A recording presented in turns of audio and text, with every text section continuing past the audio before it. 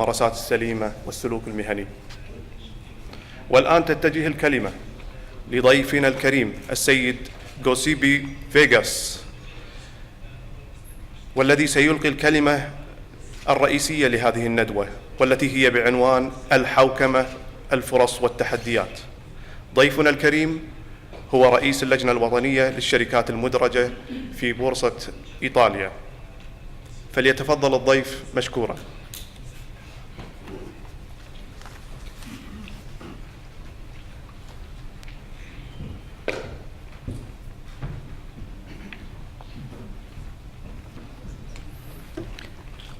Mr. President, Your Excellencies, authorities, ladies and gentlemen. The term corporate governance derives from an analogy between the government of cities, nations, or states and the governance of corporations. The early corporate finance textbooks saw representative government as an important advantage of the corporation over partnership, but the issues of how representative corporate governance really is and whom it should represent are still contentious. The need for corporate governance arises from two relevant market failures affecting corporate elections and the role and fiduciary duties of the board of directors. On the one side, shareholders here bear high coordination costs to select and appoint corporate directors who are able to maximize firm value, so-called collective action problem. On the other side, monitoring that managerial action are in line with shareholders' ex-ante indication is burdensome, so-called principal agent problem. Corporate governance and so-called intra-company mechanisms for the protection of shareholders can play a very significant role in the development of equity markets.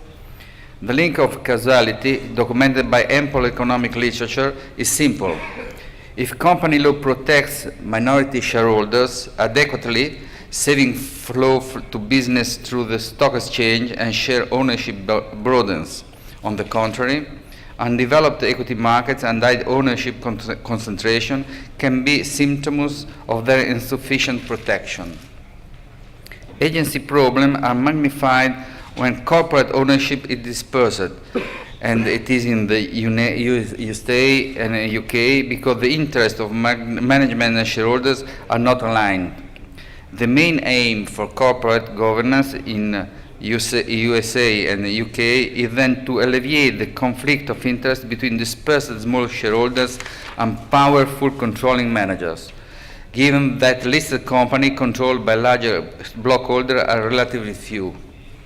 On the contrary, the typical firm around the non-Anglo-Saxon world has a dominant shareholder who controls the majority of votes, often through control-enhancing mechanisms such as pyramids, cross-shareholdings, dual-class shares, and coalitions, and few listed companies are widely held. The appointment and monitoring of management is more efficient when a dominant shareholder controls the majority of votes because he has adequate incentives to perform the screening and monitoring function as well as the power to discipline managing. Here, conflict of interest between majority and minority shareholders are the key issue to address. While the USA and UK share many other common features which distinguish them from most continental European countries and Japan, there are also several differences. For example, British institutional investors tend to be more interventionist than their American peers, thus making boards of directors more accountable on issues such as the composition of the board, the appointment of new director, the executive pay. During the 90s, the US economy markedly outperformed that the most of European countries and Japan. It was widely believed that this was due to the vitality of United States financial market, which ensured that badly managed firms were reorganized or taken over and promising projects had easily access to capital.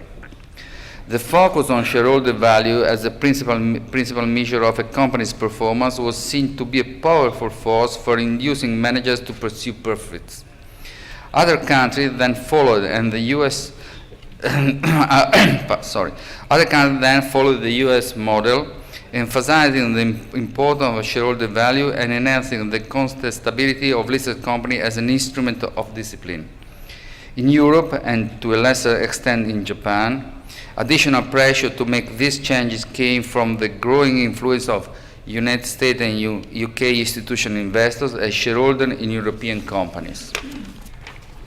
After the stock market crash of early 2000, followed by Enron, WorldCom, and other corporate scandals, the American model of corporate governance lost much of its appeal. However, other scandals regarding European companies show that corporate governance in Europe was far from perfect. Regulators consequently focused their attention on possible reforms, mainly by reshaping the system of internal controls. The key areas of intervention were the role of boards of directors as monitors of management and the independence and the effectiveness of auditors. In choosing between state intervention through command and control, rules and self-regulation, the American model opted for the first route, principally through the Sarbanes-Oxley Act provisions, and secondary rules imposed by the Securities and Exchange Commission. In addition, both New York Stock Exchange and NASDAQ improved their listing standards. Differently, the UK went for the second route, building on the principle of voluntary compliance and introducing the concept of comply or explain, by which all listed companies are expected to adhere to the code of conduct or otherwise explain why non-compliance is appropriate and justifiable. Continental Europe reform went in the same direction, promoting improvement to corporate governance codes of conduct at the national level and adopting two Commission recommendations under Article 2011 of the European Treaty. These involved, among others, the adoption of a comply or explain regime for listed companies, the inclusion of independent directors on boards, and the establishment of remuneration, nomination, and audit board committees. Later reform at the national level, as is done for Italian law 7, implemented this recommendation and often gold-plated their prescription, adding further gatekeepers. The market and macroeconomics environment before 2008-2010 financial crisis put again the corporate governance system under stress, and new and unusual profit and growth opportunity emerged, in particular in financial sector. Shareholders exercised stronger pressure for short-term results while they neglected their monitoring functions. At the same time, board failed to define and manage a sustainable strategy with regard to risk appetite and incentive remuneration mechanism. As the emphasis shifted from value creation to financial stability, corporate governance issues were not necessarily a priority when, in 2008, the international re-regulatory process started. In the particular case of non-Anglo-Saxon countries, a system based on stronger power of controlling shareholders, a less competitive market for corporate control and top manager, and still modest role of institutional investors did not seem necessarily detrimental as it was supposed to ensure stability. Similarly, issues arising from the role of the state both as owner and rule maker were less emphasized, as many financial firms needed massive equity injection from taxpayers for their bailout. However, the view that the financial crisis can be in part attributed to failures and weakness in corporate governance arrangements was shared by a number of key policymakers in the banking sector, so as the UK Financial Services Advisor, the Committee of European Banking Supervisors, the United States Department of the Treasury, and so on. To be sure, during the acute phase of the financial crisis, ensuring sound system of executive recompensation was mainly considered an issue for financial institutions that were being rescued by government-sponsored bailout plans. After the first G20 meeting in Washington on November 15, 2008, an action plan setting out high priority action to be completed prior to March 13, 2009, and requesting financial minister to formulate additional recommendation was published. It focused on identifying sources of systemic risk, integrating financial supervision, strengthening the capacity to react to crises, and reviewing compensation practice as they relate to incentives for risk-taking and innovation. The Basel Committee worked extensively on these issues and set up specific and more compelling rules on compensation practice for financial firms. In November 2008, it started a consultation process to update the Basel II framework, which under sound compensation practice endorses the principle for sound compensation practice themselves. The Financial Stability Forum later published principles for sound compensation practice for financial institutions to prevent incentives toward excessive risk-taking that may arise from compensation schemes. This principle has been followed by a set of implementation standards which provide more specific guidance on compensation governance, structure, and disclosure. It soon became clear that ensuring better alignment for shareholders and corporate directors incentives through well-designed compensation packages was also a more general problem involving non-financial companies. Introducing a mandatory regime for broad remuneration was then the key corporate governance reform introduced both in Europe and United States for financial and non-financial firms. As for the United States, a comprehensive financial regulatory reform entitled Dodd-Frank Wall Street Reform and Consumer Protection Act was enacted on July 21, 2010. It included not only executive compensation but also investor protection and hedge fund and credit rating provisions. The Dodd-Frank Wall Street Reform and Consumer Protection Act envisaged rules applicable to all public companies, including the authorization of the SEC to grant shareholder access to companies' proxy materials to nominate directors, the requirement for an annual say on pay vote on listed companies, annual general meeting, and the introduction of stricter independent standards for directors serving on compensation committees. Most stringent rules have been directed to certain bank and non-bank financial institutions, including the establishment of risk committees and provision for clawback of bonuses. Similar provisions were also implemented in Europe. In late 2008, the CBS formed a task force to develop principles for sound remuneration on behalf of all three European committees, CBS, CEOPS, and CSER, later strengthened and transformed into EBA, EIOPA, and ESMA. Following a consultation period, the final draft of this principle was released on April 20, 2009.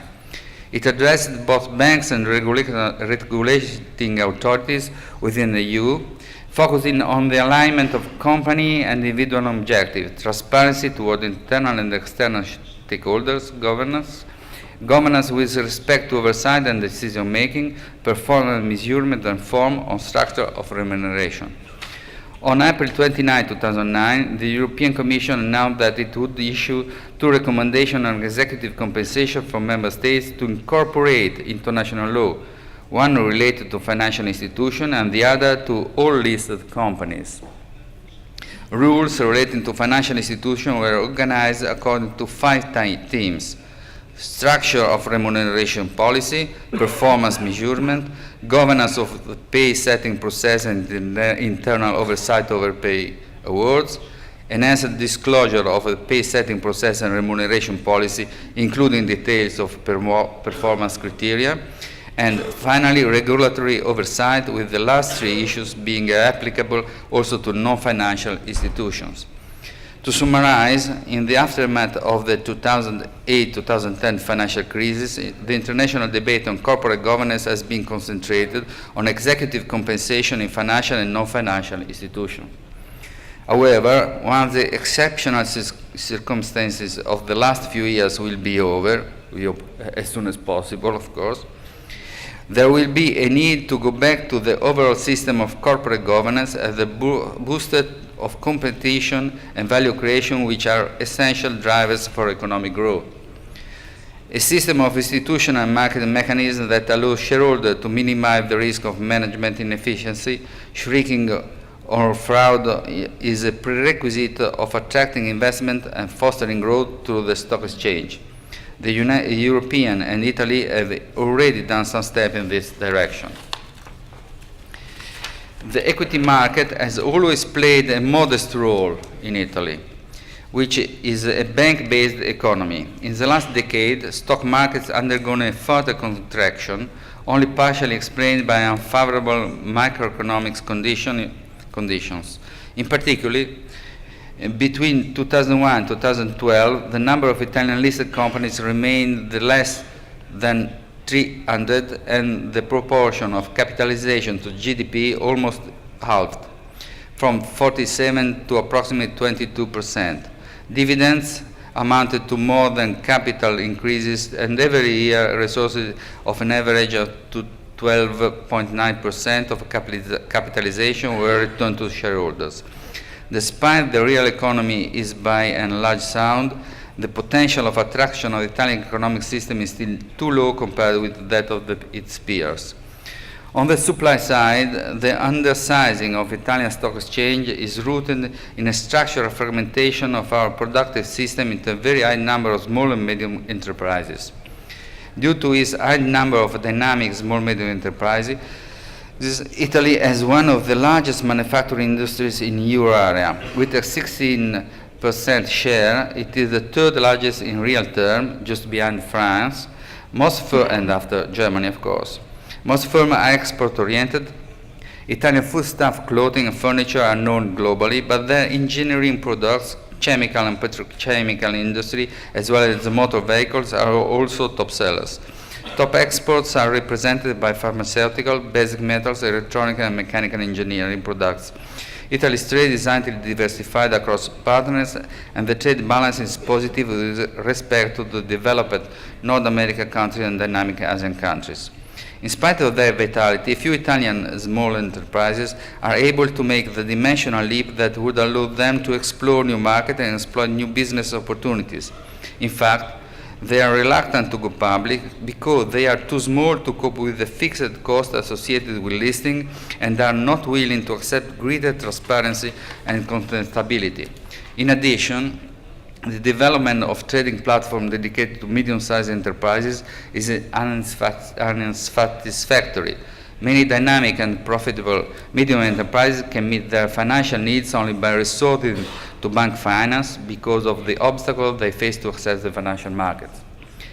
It is well known, however, that the current euro area crisis and the new rules laid down by Basel III, introducing more stringent capital requirements for credit risk, inevitably entail credit rationing, above all in relation to the most risky and innovative enterprises. Expanding the role of the equity market is therefore a priority. The role of institutional investors, still too weak, will be crucial. Only specialized investors, in particular those specialized in seed and venture capital, are able to adequately diversify and consequently absorb the physiological default rate that inevitably characterize the most innovative projects. Consob is working for the development of the equity market by acting both on the supply side by reducing the regulatory costs and that may discourage firms from going public, and on the demand side by stimulating the inflow of investment to stock exchange through a sound system of safeguard of minorities. Consob efforts are aimed at seeking an effective balance between cutting the cost of red tape for supervised firms and granting protection to investors. However, not all Italian rules on corporate governance are designed at the domestic level, and they increasingly descend from European directives. At the European level, since the advent of the Financial Services Action Plan, the rules laid down to protect minority shareholders have undergone significant innovation to make the market more attractive to investors. A number of regulations relating to protection of minorities have been adopted from the more advanced common law systems.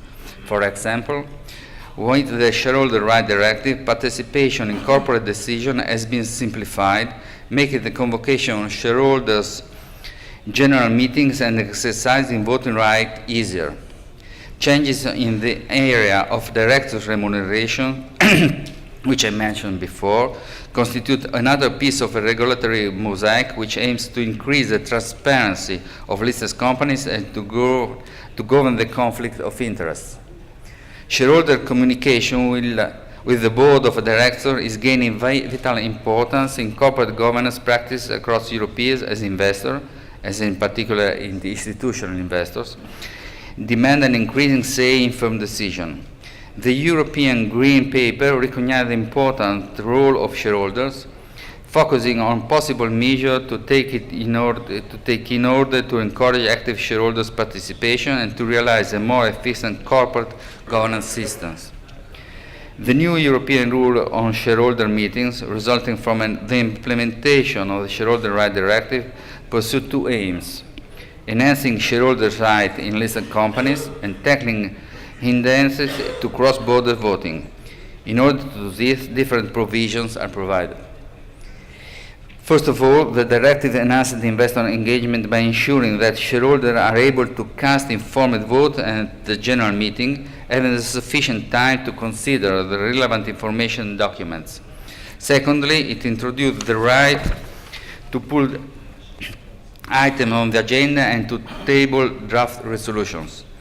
These rights have traditionally been recognized across major European countries. However, the actual exercise of this right has been often subject to limitation, reducing the impact on corporate practices. Third, it introduced the right to ask questions on agenda for every shareholder and the duty of the firm to answer. Fourth, it makes proxy appointment easier, stating that a proxy may even be given to an individual who has a conflict of interest, including, for instance, member of the management or control bodies of the companies, under certain disclosure obligation. Finally, shareholders are not anymore forced to keep their shares in the last few days before the meeting. To assess the effectiveness of current rules and the needs for further improvement, two European Green Papers on corporate governance have recently been published. The Green Paper on corporate governance for non-financial firms has emphasized the role of the board and particularly of its chairperson and non-executive members. Non-executives' diversity of view, gender, skills, and professional experience is considered as a key to enhance their supervisory role. Also, at the national level, recent reform mainly regard the board structure, tackling in particular the traditional issues of interlocking directorship and gender quotas, while a specific novelty of Italy was the regulation of the related party transaction. The Board of Directors is the central body of corporate governance as it can challenge executive management. It has the primary responsibility for determining and pursuing the strategic objectives of the issuers and has a vital part to play in the development of responsible companies. Its effectiveness crucially depends on its composition. Another relevant provision related to board composition concerns the role of the directors appointed by minorities.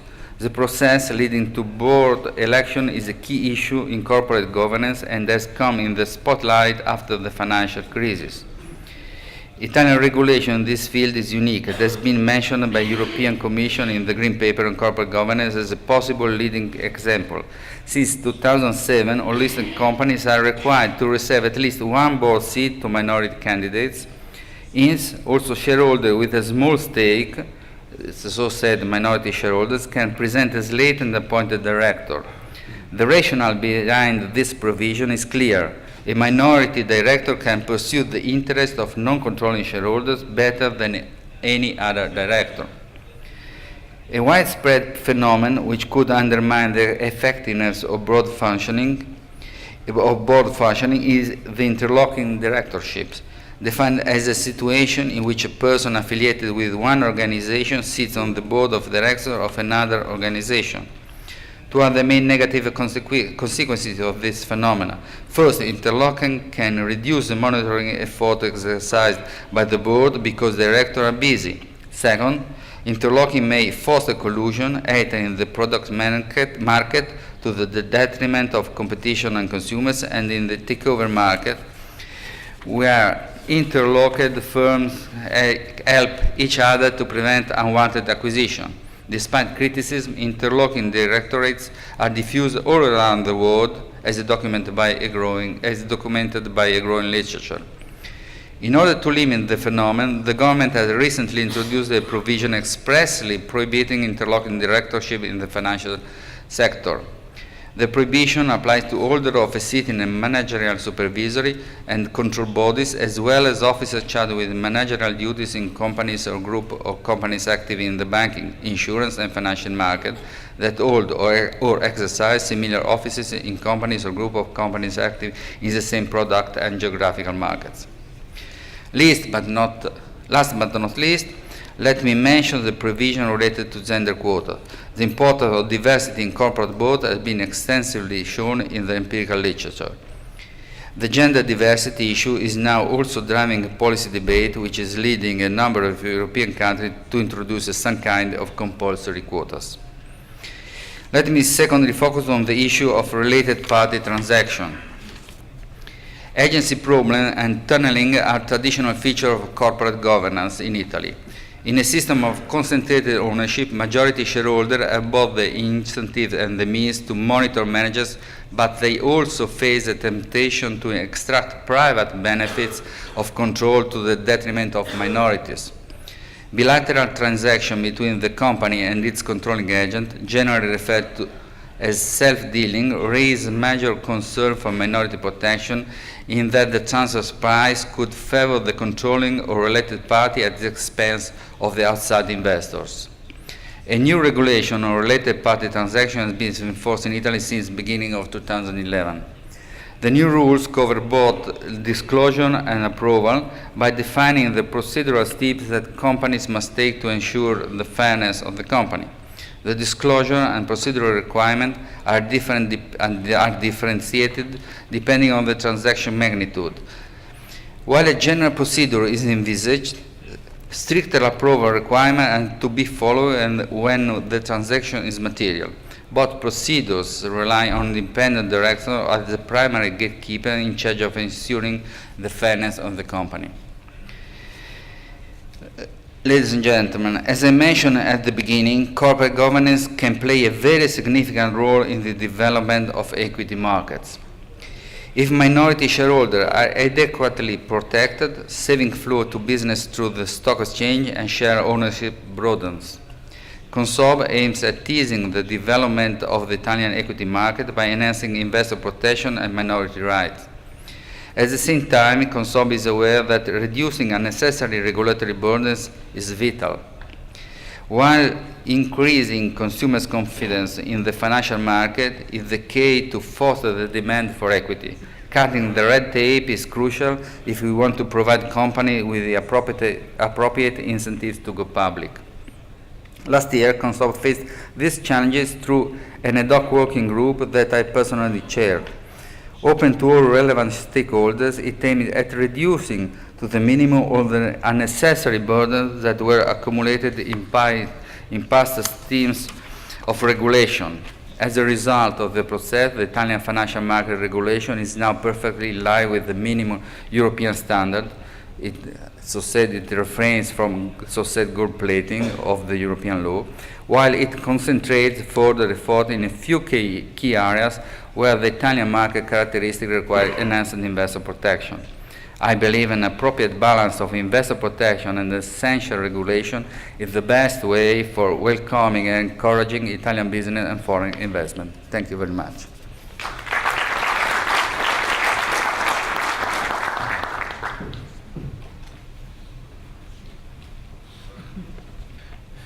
نشكر السيد غوسيب فيغاس رئيس اللجنة الوطنية للشركات المدرجة في البورصة الإيطالية